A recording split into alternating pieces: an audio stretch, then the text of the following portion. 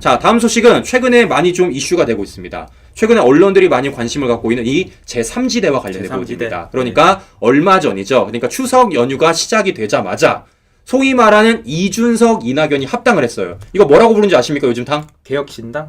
예. 개혁잡당? 아닙니다. 아니에요? 또 있습니다.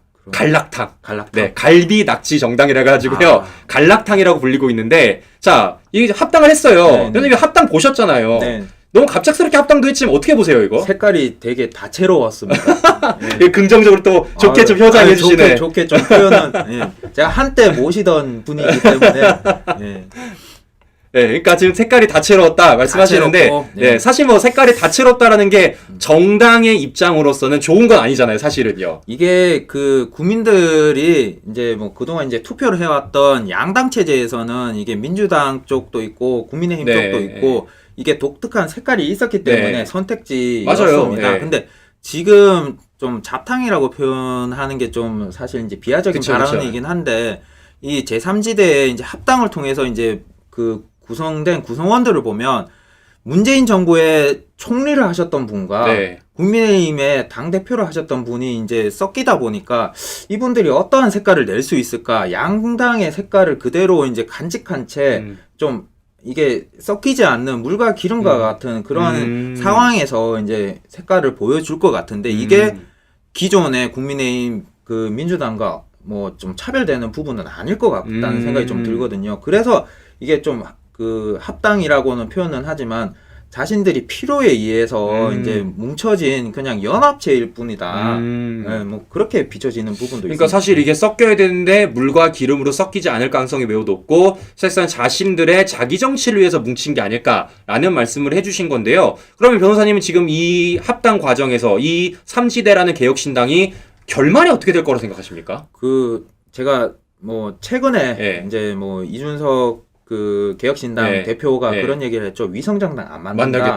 그 위성정당 안 만드는 이유가 뭐겠습니까? 뭡니까? 첫째, 뭐 돈이 없기 때문에 그런 부분일 수도 있고, 두 번째, 이게 지금 위성정당 만들면 새로운 당을 만들어야 되는데 누가 주도권 가져갈 거냐. 그 내부에서 이제 정리가 과연 됐다고 한다면 위성정당 당연히 만들었겠죠.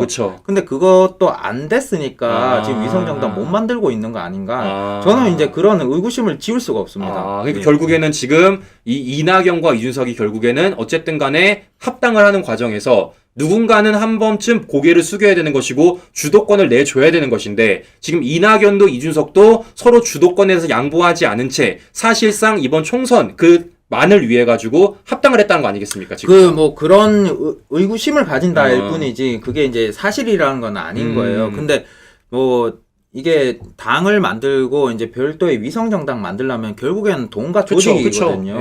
근데 이제 쉽게 생각을 해보면 돈이 일단 공공할 거고 제3지대를 만들면서 이제 조직이 있어야 되는데 조직 또한 이게 뭐 하나의 이제 연합체 같은 상황이다 보니까 주도권을 누가 가져갈지 지금 정리가 안 돼 있는 상황일 수도 있겠다.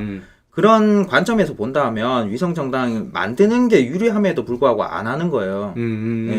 그 사실 아까 말씀해 주신 것처럼 어떻게 보면 이낙연은 문재인 정권 당시 국무총리를 했고 당대표도 한 사람이었습니다. 그리고 이준석은 과거 국민의힘 당대표를 맡았던 사람이에요. 그럼 어떻게 보면은 이 두 사람도 대척점이 있었겠지만 이 지지자들도 대척점이 있었다라는 겁니다. 그렇기 때문에 이준석과 이낙연이 아무리 한데 섞이려고 한다 그래도 이 지지자들은 또 안 섞일 가능성이 매우 높다라는 거죠. 오히려 이제 이준석 그 개혁신당 대표 같은 경우에는 기존에 이제 따르던 그 청년 지지자들이 있었습니다. 근데 이게 개혁신당 합당을 한다는 이유가 이제 밝혀지면서 오히려 탈당하겠다라고 이제 표현하는 그런 지지자들이 많았었습니다. 그 색깔이 없어졌다는 부분이거든요. 그러니까 지금 말씀해 주신 대로 그 색깔과 관련돼서 이낙연은 이낙연 색깔로 이 당을 씌우려고 할 것이고 이준석은 이준석 색깔로 씌우려고 할 거라는 겁니다. 그러니까 솔직히 말해서 이제 주도권 싸움을 하겠다라는 거예요. 야, 그런데 오늘 제가 보도를 보다 보니까 벌써 주도권 싸움을 하고 있더라고요. 자, 어떻게 주도권 싸움을 하느냐? 이준석이 먼저 시작을 했습니다. 어떻게 말을 하느냐? 이런 식으로 얘기를 하더라고요. 제3지대 통합, 제 세력이 합의해줬기 때문에 가능했다. 자, 이 얘기는 무슨 얘기냐? 내가 먼저 양보해줬다. 이거 아니겠습니까? 그러면 저는 이게 의도가 있다고 보고 있거든요. 무슨 얘기냐? 내가 먼저 한번 양보해줬으니까 그쪽도 한 번쯤 양보해줘야 되지 않겠냐? 라는 생각이 좀 든다라는 거예요. 더 나아가서 무슨 얘기까지 하느냐? 전 이게 가장 웃겼습니다. 자, 개혁신당 중심의 통합이다. 이낙연 공동대표는 예우다라고 말하고 있는 겁니다. 그러니까 사실상 우리가 한 걸음 양보했고 그 가운데서도 내가 만든 개혁신당이 중심적으로 통합을 한 거다. 지금 이준석과 이낙연이 공동대표로 맡고 있는데 이낙연은 예우 차원에서 해주는 것이다 라고 말을 하고 있다는 건 제가 느낄 때는 이준석이 이낙연을 향해서 그냥 허수아비해라. 그냥 내가 주도권 갖고 있겠다. 내가 머리 하겠다. 라는 생각 같은데 그건 어떻게 보십니까? 이게 그 머리가 많으면 네. 싸웁니다. 그쵸. 이게 뱃사공이 네. 많으면 산으로 가듯이 산으로 가죠. 네.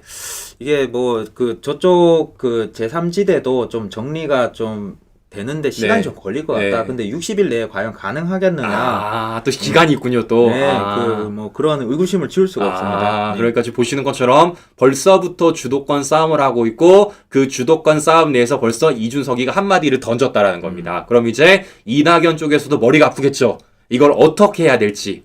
지금 어쨌든 합당을 해놨는데, 네. 그리고 우리가 지금 두 사람만 이야기하잖아요. 이게 4개 그러네, 네. 진짜. 4개 당이 이제 합당이 된 건데 이제 나머지 뭐 2개 당은 또 나는 뭐냐 그쵸. 이런 얘기를 하실 거 아닙니까? 조응천, 이완욱도 네. 있고 저기 금태섭 쪽도 있지 않습니까? 네. 그러니까 사실 우리가 이낙연, 이준석의 포인트를 맞추고 있지만 사실 이낙연, 이준석이 아니라 다른 삼지대에서 합동을 한 그 사람들도 자신이 주도권 싸움을 벌일 가능성이 매우 높다라는 것이고 그럼 이게 결국에는 1대1 싸움이 아니라 다대다 싸움이라는 거 아니겠습니까? 그러니까 오히려 국민들이 피로감은 더 이제 증가할 수도 있겠다. 그런 우려를 지울 수가 없습니다. 그럼 이게 좀 그러면 확실히 지금 보시는 것처럼 민주당 내부도 친명과 친문이 다투고 있고 더 나아가서 제3지대도 지금 4개 세력이 합당한 것처럼 보여지고 있지만 서로 싸우고 있는 과정들이라는 거예요. 이거 이번 총선에서 어떻게 보십니까? 이런 과정 속에 있다면. 사실 이제 이 제3지대가 뭐 이렇게 등장함으로 인해서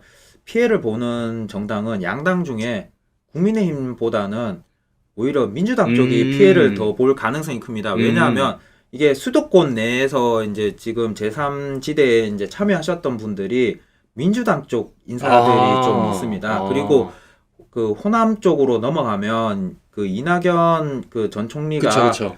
그 아무래도 지지세가 좀 세죠. 더 많았던 지역입니다. 근데 이 그 국민의힘 당 대표였던 이준석 그분이 만약에 이제 뭐 출마를 한다라고 하면 서울 아니면 그 대구 TK 쪽으로 가겠다라고 했는데 그분의 지지율이 과연 얼마였을까라고 하면은 좀 그 크게 높지는 않았을 것 같다는 생각이 좀 들어서 그 안에서 이제 싸움이 난다라고 하면은 이 제3지대 지지자들에 대한 싸움인 거고 근데 이게 합당하기 전에도 그 이낙연 3% 그 이준석 3% 그렇게 크지 않은 그 지지율이었습니다. 이제 이게 합당으로 인해서 과연 시너지 효과가 얼마만큼 등장을 할까?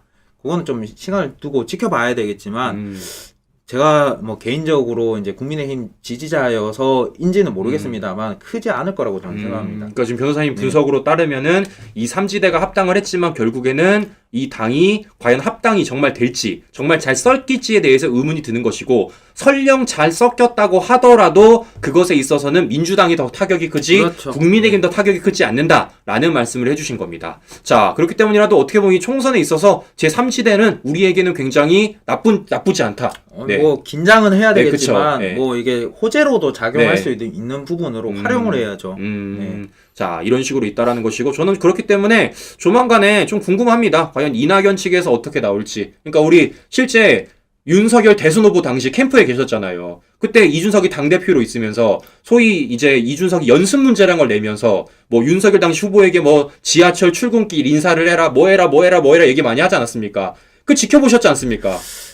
그때 일부는 그게 맞는 뭐 제안이었다라고도 생각은 하는 부분은 있습니다. 이제 윤석열 기존 이제 그 이마 캠프 때부터 출발했던 그분들의 시각에서는 생각하지도 못했던 부분에 대해서 이준석 당시 이제 뭐 대표가 제안했던 부분은 새로운 시각에서 또 바라볼 수 있는 관점이었거든요. 근데 이게 내부에서 잘한다 이렇게 해야 되는데 이거 못한다 계속 지적만 하다 보니까 이게 분란만 일으켜지는 상황이 돼버린 거예요. 이게 원팀이 되어도 이제 부족할 수도 있는데 이게 뭐 잘못했다 하니까 이게 그 팀워크가 깨지는 거죠. 네. 이제 그런 부분에 대해서 어떻게 보면 이준석 이분이 좀 많은 과오가 있지 않았나라는 네. 생각입니다. 그래서 저는 좀 여쭤보고 싶은 게 무엇이냐면요. 그러니까 그 과정을 보시지 않았습니까? 네, 실제 윤석열 대선 후보 옆에서. 그러면은 앞으로 이낙연 지지자들이 그 과정을 지켜볼 거란 말인 거죠.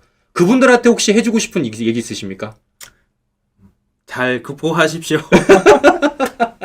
자, 과연 매운 맛을 아마 보실 겁니다. 네. 자, 직접 현장에서 보셨고 현장에서 느끼신 분이 말씀하시는 거니까요. 과연 이낙연 지지자들이 그 매운 갈비 맛을 봤을 때 과연 어떤 얘기 들려올지 잘 정리해서 우리 시청자 여러분께 전달드리도록 하겠습니다. 네, 오늘 방송 좀 마무리해 보도록 하겠습니다. 자, 이상 오후 방송 마치도록 하겠습니다. 우리 긴 시간 끝까지 시청자 여러분 감사합니다. 감사합니다.